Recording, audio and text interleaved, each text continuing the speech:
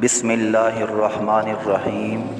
شیخ عبد الرحمن بن سلام نے کتاب العقائد میں نقل کیا ہے کہ حضرت سلیمان علیہ السلام نے جب دیکھا کہ اللہ نے ان کے لیے دنیا کو وسیع کر دیا اور دنیا اس کے ہاتھ میں ہو گئی تو کہنے لگے، اے میرے معبود، اگر مجھے اجازت دے کہ میں تیری تمام مخلوقات کو پورے سال کھلاؤں تو بہتر ہوتا۔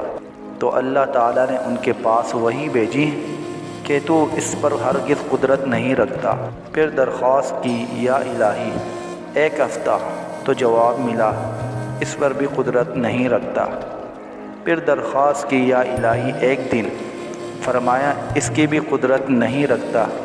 بہرحال اللہ تبارک و تعالیٰ نے ایک دن کی اجازت دے دی تو حضرت سلیمان علیہ السلام نے تمام جنات اور انسانوں کو حکم دیا کہ وہ تمام کے تمام ان چیزوں کو جمع کریں جو زمین میں ہے، یعنی گائے، بیل، بکریاں، دمبے وغیرہ، اور ان تمام چیزوں کو جو جن سے حیوانات میں سے ہیں، یعنی پرندے وغیرہ۔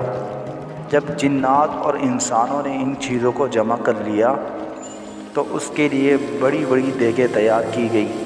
پھر ان جانوروں کو ذبح کیا گیا اور ان کو پکایا گیا، اور ہوا کو حکم دیا گیا کہ کانے پر چلے تاکہ خراب نہ ہو۔ پھر کانوں کو جنگل میں پھیلا دیا گیا۔ اس کا طول 1 مہینے کی مسافت کے برابر تھا اور اس کا عرض بھی اتنا ہی تھا۔ پھر اللہ تعالیٰ نے حضرت سلیمان علیہ السلام کے پاس وحی بھیجی، اے سلیمان، تم مخلوقات میں سے کس سے دعوت شروع کرے گا؟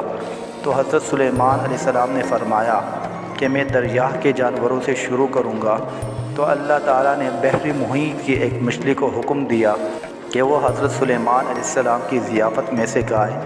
چنانچہ اس مچھلی نے سر اٹھایا اور کہا، اے سلیمان، میں نے سنا ہے کہ تو نے ضیافت کا دروازہ کھول دیا ہے اور آج میری ضیافت تو کرے گا۔ حضرت سلیمان علیہ السلام نے فرمایا، لے اور کھانا شروع کر۔ چنانچہ وہ مچھلی آگے بڑھی اور دسترخوان کے شروع سے کھانے لگی۔ مچھلی نے اس قدر کھایا کہ ایک ساتھ میں سارا کھانا صاف کر دیا۔ پھر اس مچھلی نے آواز لگائی کہ اے سلیمان، مجھے کھانا کھلاؤ اور میرا شکم سیر کرو۔ حضرت سلیمان علیہ السلام نے فرمایا کہ تو سارا کھا گئی اور اب بھی تیرا پیٹ نہیں بھرا ہے؟ تو مچھلی نے کہا، کیا اسی طرح میزبان کا جواب ہوتا ہے مہمان کے لیے؟ اے سلیمان علیہ السلام، آپ خوب جان لیجئے کہ میرے لیے ہر روز اس طرح جتنا تو نے پکایا، دن میں 3 مرتبہ متعین ہے، اور آج میرے کھانے کے روکنے کا سبب تو بنا ہے اور تو نے میرے کھانے میں کمی کر دی۔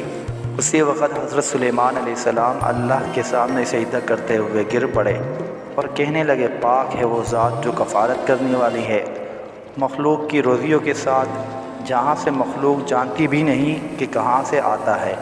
خلاصہ کلام یہ ہے کہ بے شک ہمارے رزاق صرف اور صرف اللہ ہے، چنانچہ ہمیں صرف رزق اسی سے مانگنا چاہیے، اور کبھی اپنے مال و دولت اور وزارت صدارت کے بل بوتے پر انسان ناز نہ کرے کہ میرے پاس مال ہے، منصب ہے، اس لیے مجھے رزق کے بارے میں پریشان ہونے کی ضرورت نہیں ہے، بلکہ سب کچھ ہونے کے باوجود بھی اللہ ہی سے مانگتے رہنا چاہیے۔